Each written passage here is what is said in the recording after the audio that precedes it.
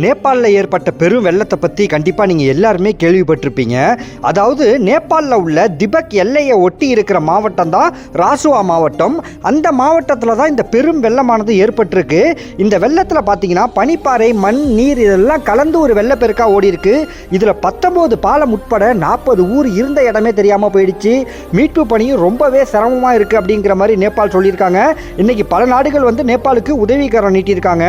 100க்கும் மேற்பட்ட இந்தியர்கள் உட்பட 500 பேர் காணவில்லை, தேடிக்கிட்டு இருக்கோம் அப்படிங்கிற மாதிரி நேபாள் கவர்மெண்ட் சொல்லியிருக்காங்க. 160 உடல்கள், அதாவது இறந்த உடல்கள் 160 மீட்டிருக்காங்க. இது மட்டும் இல்லைங்க, தமிழ்நாட்டில் மெஜாரிட்டியாக கும்பகோணத்துலேருந்து 17 பேர் போயிருக்காங்க நேபாள் நாட்டை சுற்றி பார்க்கறதுக்காக. அவங்களோட நிலையும் இது வரைக்கும் என்னங்கிறது தெரியல. நேற்று கூட இதை பற்றி திரு உதயநிதி அவர்கள் பார்லிமெண்ட்டில் கொஸ்டின் எழுப்பியிருப்பார். என்ன நடக்குதுன்னு பார்க்கலாம். கண்டிப்பாக எல்லா மக்களும் மீண்டு வரணும்னு கடவுளை வேண்டிக்கலாம். எல்லோருக்கும் நன்றி. நான் உங்கள் ஜே.